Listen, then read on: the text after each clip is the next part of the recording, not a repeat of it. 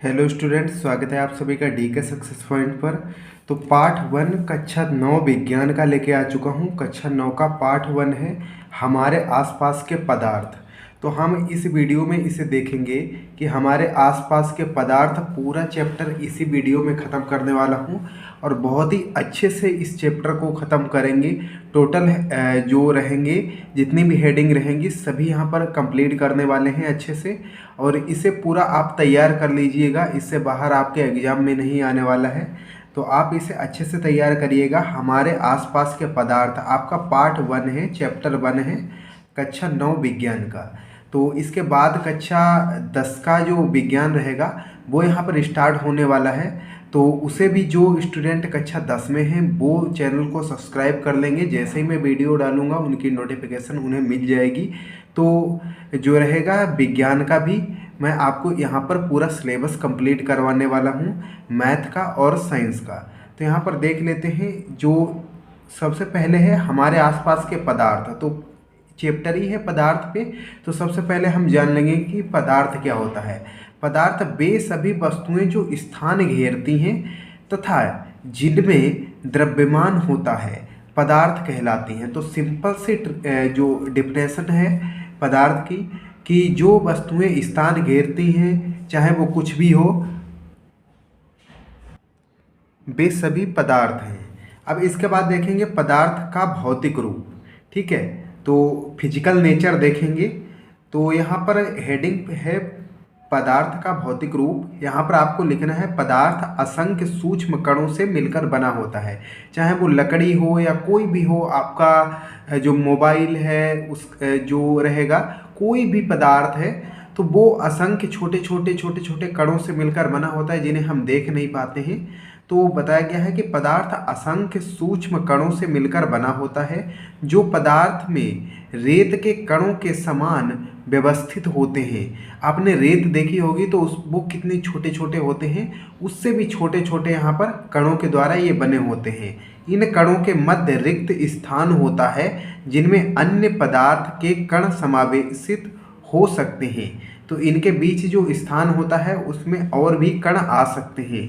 इसके बाद जो इसका नेक्स्ट हेडिंग है पदार्थ के कणों के अभिलक्षणिक गुण। तो यहाँ पर देखेंगे कि इसके पॉइंट टू पॉइंट पहला इसका है पदार्थ के कणों के बीच रिक्त स्थान होता है, अर्थात दो पदार्थ हैं तो उनके बीच खाली स्थान होगा। पदार्थों के बीच में खाली स्थान होता है। इसके बाद यहाँ पर बताया गया है कि पदार्थ के कण सदैव गतिशील अवस्था में रहते हैं, अतः पदार्थ के कणों में गतिज ऊर्जा होती है। जैसे कि ये पदार्थ का कण है तो इसके अंदर यहाँ पर गतिज ऊर्जा होगी, इसके अंदर, ठीक है, इसके अंदर भी गतिज ऊर्जा होगी। तो ये क्या करेंगे, ये यहाँ पर गतिमान रहेंगे, ये गतिशील रहेंगे, गति करते रहेंगे, चलते फिरते रहेंगे।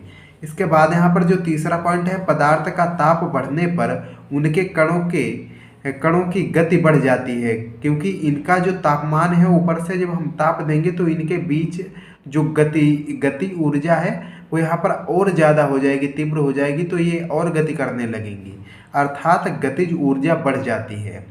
नेक्स्ट इसका पॉइंट है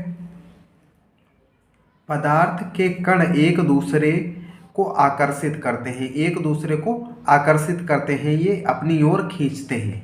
इसके बाद यहाँ पर इसका नेक्स्ट जो हेडिंग रहेगा वो यहाँ पर रहेगा पदार्थ की अवस्थाएं। कौन कौन पदार्थ की अवस्थाएं होती हैं, तो यहाँ पर पदार्थ की 3 अवस्थाएं होती हैं। कौन कौन सी, ठोस अवस्था, द्रव अवस्था और गैस अवस्था। ये 3 अवस्थाएं होती पदार्थ की। इसके बाद ठोस अवस्था देख लेते हैं। तो ठोस अवस्था आप हेडिंग डालेंगे, यहाँ पर लिखेंगे वे सभी पदार्थ जिनका आयतन व आकार निश्चित होता है ठोस कहलाते हैं, जैसे लोहा, लकड़ी, पत्थर आदि। आयतन का मतलब है आप भार, इनका वजन जान लीजिए, और आकार का मतलब है कि वो कितने बड़े, कितने छोटे, कैसे हैं, तो वो सब। अब लोहे का आप वजन भी कर सकते हैं, 1 किलो है, 2 किलो है, और कितना बड़ा है, किस साइज में है। आप हथौड़े को देखें तो वो अगर 100 ग्राम का है फिर उसका साइज भी देख सकते हैं किस प्रकार का है। तो जिसका निश्चित रहता है आकार और आयतन, वह ठोस कहलाते हैं। तो लोहा, लकड़ी, पत्थर आदि। इसके आगे देखते हैं, इसके आगे है ठोस पदार्थों के गुणधर्म, इनके गुण, इनका नेचर देखना है, ठीक है। तो यहाँ पर ठोस पदार्थ के गुणधर्म निम्नलिखित हैं। पहला आकार देखेंगे, साइज। तो यहाँ पर ठोस अवस्था में पदार्थ के कणों का विन्यास एक निश्चित क्रम के अनुसार होता है। कणों के निश्चित स्थान पर रहने के कारण ठोसों का आकार निश्चित रहता है। तो ये इसका रहेगा आकार का पहला गुणधर्म। दूसरा यहाँ पर है आयतन। आयतन में हम देखेंगे कि ठोस पदार्थ में कण पास पास होते हैं, अतः दाब डालने पर उनके आयतन में परिवर्तन नहीं होता है। आयतन का मतलब है उनका साइज। अब लोहे को दबाओगे तो वो क्या अपना साइज बदल देगा? नहीं बदलेगा, क्योंकि उनके अंदर जो कण होते हैं वो बहुत पास पास में होते हैं और दाब डालने पर, दबाने पर वो अलग अलग नहीं होते हैं, इसलिए उनका आकार चेंज नहीं होता है। वही लकड़ी पे आपका जो है अप्लाई होगा। अतः पदार्थ का ठोस अवस्था में आयतन निश्चित होता है। इसके बाद यहाँ पर बात करते हैं जो 3 पॉइंट है आकर्षण बल। आकर्षण बल जो अपनी ओर आकर्षित करे एक दूसरे को, उसे आकर्षण कहते हैं। तो यहाँ पर ठोस पदार्थ में उसके कण अत्यधिक पास पास स्थित होते हैं, जिससे कणों के बीच रिक्त स्थान बहुत कम होता है तथा आकर्षण बल प्रबल होता है।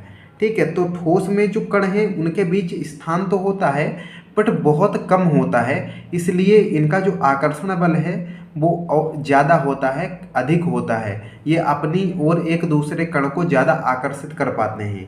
इसके बाद जो नेक्स्ट जो हेडिंग है वो है घनत्व। घनत्व है किसी पदार्थ का घनत्व उसके प्रति एकांक आयतांत के द्रव्यमान के बराबर होता है। कणों के अत्यंत निकट होने के कारण ठोस का घनत्व अधिक होता है और यही कारण है कि ठोस कठोर एवं दृढ़ होते हैं।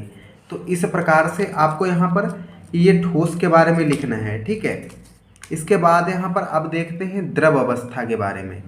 ठीक है, द्रव अवस्था देखेंगे और इसका जो डिफिनेशन रहेगा वो रहेगा वे सभी पदार्थ जिनका आयतन निश्चित परंतु आकार निश्चित नहीं होता है द्रव कहलाते हैं। अब जैसे पानी है, इसे आप तौल तो सकते हो कि 1 किलो है, 2 किलो है, बट इसका आकार कोई नहीं होता है। इसे जिस पात्र में रखोगे, जिस बर्तन में रखोगे, जिस घड़े में रखोगे, ये उसी का आकार ग्रहण कर लेगा। ठीक है, तो इसका ये गुण रहता है, चाहे वो दूध हो, तेल हो, आदि ऐसे रहेंगे। ठीक है, कई हैं और तो द्रव पदार्थों के गुणधर्म। अब इसके गुणधर्म हम देखेंगे। तो पदार्थ की द्रव अवस्था में कणों के मध्य दूरी ठोस की अपेक्षा कुछ अधिक होती है। हालांकि सब में दूरी होती है कणों के बीच, ठोस में बहुत कम रहती है दूरी, और इसमें ठोस से थोड़ी ज़्यादा दूरी यहाँ पर कणों के बीच रहती है, जिसके कारण संसर्जक बल कम होता है तथा द्रव के कण गति करने के लिए स्वतंत्र रहते हैं। तो ये यहाँ पर रहता है कि इनके बीच जो कणों की दूरी है वो ठोसों की अपेक्षा थोड़ी ज़्यादा होती है, इसलिए इनके कण जो गति करने के लिए स्वतंत्र रहते हैं।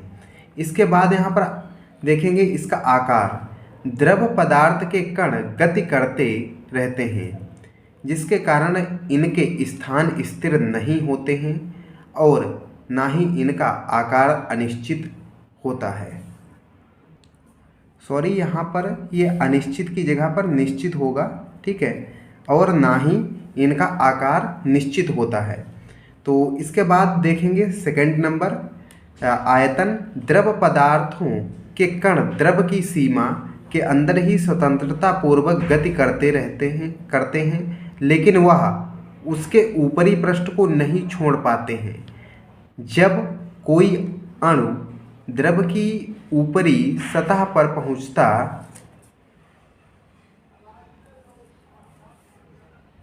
पहुंचता है तो द्रव के अंदर के कण उसे आकर्षित करते हैं और वह बाहर नहीं निकल पाता है, अतः द्रवों का आयतन निश्चित होता है। तो यहाँ पर बताया गया है कि जो आयतन है वो द्रवों का निश्चित रहता है। अब तरलता देखते हैं द्रवों की, और क्योंकि द्रव तरल भी होते हैं तो द्रव पदार्थ कणों की गतिशीलता के कारण ही तरल होते हैं। द्रव की तरलता उसके कणों के संसर्जक बल पर निर्भर करती है। गाढ़े द्रव में कण कम गतिशील और तरल द्रव में कण अधिक गतिशील होते हैं। तो जो गाढ़ा रहेगा, जो जो जो द्रव रहेगा वो गाढ़ा रहेगा, तो उसमें जो इसके कण हैं वो कम गतिशील होंगे, अर्थात कम घूमे फिरेंगे। और जो रहेगा कि ज़्यादा गाढ़ा नहीं रहेगा, या जो गाढ़ा जितना पतला रहेगा उतना ही ज़्यादा इसके जो कण हैं वो गतिशील होंगे। इसके बाद यहाँ पर घनत्व देखते हैं। तो घनत्व है द्रव पदार्थों का घनत्व ठोस पदार्थों की अपेक्षा कम होता है। यद्यपि बर्फ जैसे ठोस पदार्थ का घनत्व जल से कम होता है। ठीक है, और जिसका घनत्व ज़्यादा होगा वो जो है, जिसका घनत्व कम होगा वो तैरता रहेगा। वो जैसे कि पानी है, ठीक है, पानी का जो घनत्व है वो बर्फ़ से ज़्यादा है, इसलिए पानी में बर्फ़ को डालेंगे तो बर्फ़ तैरता रहता है, इसका घनत्व कम रहता है। बर्फ़ का घनत्व पानी से कम है। जबकि वजन में तौलेंगे, ठीक है, तो जो वैसे तो बर्फ़ ठोस है बट ये तैरता रहता है, क्योंकि इसका जो घनत्व है वो पानी की अपेक्षा कम है। इसी तरीके से हम गैसीय अवस्था देखेंगे, क्योंकि 3 अवस्था थी, ये तीसरी अवस्था है गैसीय अवस्था। तो इसे हम देखेंगे कि गैसीय अवस्था वे सभी पदार्थ जिनका ना तो आयतन निश्चित है और ना ही आकार निश्चित है, गैस कहलाते हैं। जिनका आकार भी निश्चित नहीं है और आयतन भी निश्चित नहीं है, उन्हें गैस कहते हैं। उदाहरण के लिए वायु, कार्बन डाइऑक्साइड, ऑक्सीजन इत्यादि। ठीक है, तो ये इसके उदाहरण हो जाएंगे। अब आगे देख लेते हैं। आगे बात करते हैं पदार्थों की गैसीय अवस्था के गुणधर्म के बारे में। तो यहाँ पर गैसीय अवस्था के निम्नलिखित गुणधर्म हैं, तो वो कौन कौन से हैं? पहला है आकार। गैसों के पदार्थों के कण गतिशील अवस्था में रहते हैं, उनके स्थान स्थिर नहीं होते हैं, इसलिए गैसों का आकार अनिश्चित होता है। यह जिस पात्र में रहती हैं उसी का स्थान ग्रहण कर लेती हैं। तो गैस को जिस स्थान में चाहे आप गुब्बारे में रखेंगे तो वो उसी का स्थान ग्रहण कर लेंगे। इसी तरीके से जो आयतन रहता है, गैसों के कण स्वतंत्रता पूर्वक तीव्र वेग से अनियमित पथ पर सभी संभव दिशाओं में लगातार गति करते हैं, इसलिए गैसों का आयतन निश्चित नहीं होता है। तो यहाँ पर बताया गया है कि जो गैसों के कण हैं वो स्वतंत्रता पूर्वक और तेजी के साथ में अनियमित पथ पर जो है वो जितनी भी दिशाएं संभव हैं उनमें सब में वो घूमते रहते हैं, इसलिए इनका जो आयतन है वो निश्चित नहीं होता है। दाब के बारे में देखते हैं। गैस के कणों के निरंतर टकराने से संवेग स्थानांतरित होता है। संवेग स्थानांतरण के फलस्वरूप या कारण ही गैस दाब उत्पन्न होता है। इसके बाद देखेंगे कि गतिज ऊर्जा। ठीक है, गैस में गतिज ऊर्जा भी होती है, तो इसे देखेंगे। तो यहाँ पर है कि गैसीय अवस्था में स्थितिज ऊर्जा पूर्णतः गतिज ऊर्जा में परिवर्तित हो जाती है, अतः गैस के कणों की गतिज ऊर्जा पदार्थ की शेष अवस्थाओं में सर्वाधिक होती है। तो इस प्रकार से आप ठोस, द्रव और गैस को लिखेंगे। अब नेक्स्ट हेडिंग है बाष्पीकरण। ठीक है, बाष्पीकरण भी है। तो बाष्पीकरण को हम पढ़ेंगे, किसी द्रव की अपने क्वथनांक से कम ताप पर वाष्प में बदलने की प्रक्रिया को बाष्पीकरण कहते हैं। जैसे कि हम गर्मियों के दिनों में अपने आंगन में पानी डालते हैं तो वो बाष्पीकृत होकर चला जाता है, वायु में मिल जाता है, तो उसी को हम बाष्पीकरण कहते हैं। आगे हम डिटेल से पढ़ेंगे। अब यहाँ पर हेडिंग डालनी है, बाष्पीकरण को प्रभावित करने वाले कारक। कौन कौन से ऐसे कारण हैं जो बाष्पीकरण पर इफेक्ट डालते हैं? तो जो पहला है, द्रव की सतह का क्षेत्रफल बढ़ने पर बाष्पीकरण की दर बढ़ती है। दूसरा है, द्रव का ताप बढ़ने पर बाष्पीकरण बढ़ता है, क्योंकि कणों की गतिज ऊर्जा अधिक हो जाती है, जिससे वे शीघ्र बाष्पीकृत हो जाते हैं। तीसरा है, वायु की चाल अधिक होने पर बाष्पीकरण की दर अधिक हो जाती है, क्योंकि वायु की गति अधिक होने पर जलवाष्प के कण वायु के साथ उड़ जाते हैं, जिससे आसपास जल वाष्प की मात्रा घट जाती है। चौथा है, यदि वायु की आर्द्रता कम होती है तो वाष्पीकरण अधिक होता है, क्योंकि यदि वायु में जल वाष्प की मात्रा कम होगी तो वाष्पीकरण अधिक होगा। अब यहाँ पर देखते हैं वाष्पीकरण के कारण यहाँ पर शीतलता जो फैलती है जो रहता है उसका कारण यहाँ पर देखते हैं वाष्पीकरण के कारण शीतलता।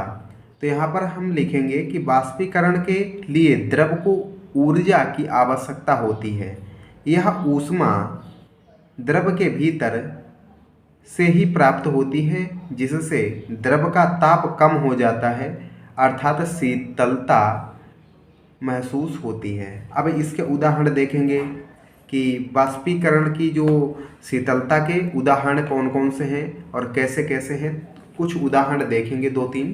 तो यहाँ पर है कि तेज धूप वाले गर्म दिन के बाद जब सूरज अस्त होने लगता है, दिन खत्म हो जाता है, तब हम लोग क्या करते हैं, अपनी छत पे अपने आंगन में जल का छिड़काव करते हैं, पानी का छिड़काव करते हैं। उसका कारण क्या है तो जान लीजिए।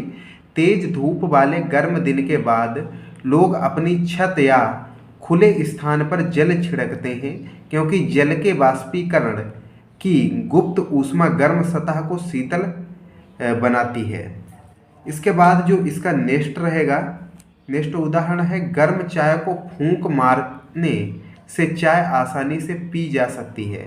अब इसका कारण क्या है, फूंक मारने से वाष्पन अधिक होता है और चाय का ताप कम हो जाता है। इसके बाद यहाँ पर जो इसका तीसरा उदाहरण है वो देख लेंगे। तो तीसरा उदाहरण है कि गर्मियों में कुत्ते अपनी जीभ बाहर निकाले रहते हैं, क्योंकि जीभ पर होने वाले वाष्पीकरण के कारण उन्हें ठंडक का अनुभव होता है। ठीक है। अब यहाँ पर देखेंगे हम तापमान का प्रभाव। ठीक है, ये आपका लास्ट हेडिंग रहेगा इस चैप्टर का। यहाँ पर आपका पूरा चैप्टर कंप्लीट हो जाएगा। तो यहाँ पर देखेंगे कि तापमान परिवर्तन का प्रभाव। ठीक है, तो यहाँ पर effect of change of temperature. तो इसका जो पहला हेडिंग है वो है गलनांक। तो इसमें लिखेंगे कि जिस निम्नतम ताप पर कोई ठोस पदार्थ पिघलकर द्रव अवस्था में परिवर्तित होना प्रारंभ हो जाता है, जैसे बर्फ़ है और वो पानी में परिवर्तित होना प्रारंभ हो जाता है, तो वह उस ठोस का गलनांक कहलाता है। जब किसी पदार्थ को गर्म किया जाता है तो ताप बढ़ने पर कणों की गतिज ऊर्जा बढ़ जाती है। फलस्वरूप ठोस के कण जो विराम अवस्था में थे वह आसानी अपनी मध्य स्थिति के अनुदिश कंपन करने लगते हैं। ताप बढ़ने पर पदार्थ को दी जाने वाली ऊष्मीय ऊर्जा कणों के मध्य विद्यमान आकर्षण बलों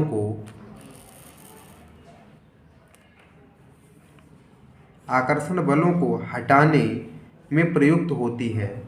अतः एक अवस्था ऐसी आती है जब ठोस पिघलकर द्रव अवस्था में परिवर्तित हो जाता है। ठीक है, अर्थात ठोस पिघलकर जैसे कि पानी हो गया, दूध हो गया, तो इस टाइप में बदल जाता है। और इसके बाद यहाँ पर बर्फ़ का गलनांक 273.16 केल्विन है। तो ये मोस्ट इम्पोर्टेंट रहता है, क्योंकि कई बार आपको बहुविकल्पी में या अतिलघुत्तरी में पूछ लेता है कि बर्फ़ का गलनांक लिखिए, या 4 ऑप्शन दे देता है, उसमें से कहता है कि इनमें से कौन सा जो बर्फ़ का गलनांक है। तो आपको 273.16 केल्विन याद रखना है।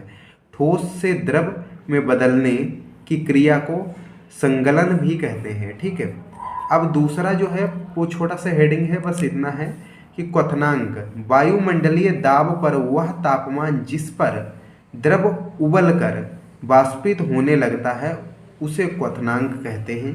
तो यहाँ पर आपका जो चैप्टर है वो यहाँ पर कंप्लीट हो चुका है, और आई होप आपको मैंने अच्छे से समझा दिया है। अगर आपको अच्छे से समझ में आ गया है तो आप कमेंट में लिख के बताइएगा, और वीडियो कैसा लगा आप कमेंट ज़रूर करें।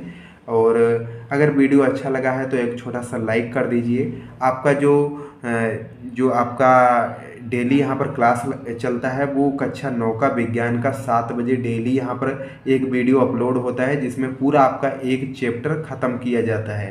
तो तो इस तरीके से आपके जो सिलेबस में विज्ञान है उसमें 15 चैप्टर हैं और हम 15 दिन में इसे पूरा कंप्लीट कर देंगे। उसके बाद इसके इम्पोर्टेंट क्वेश्चन और इसके जो न्यूमेरिकल क्वेश्चन हैं उन्हें हम सॉल्व करेंगे। अच्छे से आपका बेहतरीन तैयारी होने वाला है और आप चैनल को सब्सक्राइब कर लीजिएगा जिससे आपको नोटिफिकेशन मिल जाए, आपके वीडियो मिस ना हो और आपका जो पढ़ाई है वो कंटिन्यू अच्छे से चलता रहे। और मिलते हैं नेक्स्ट वीडियो में, तब तक के लिए जय हिंद, जय भारत, वंदे मातरम।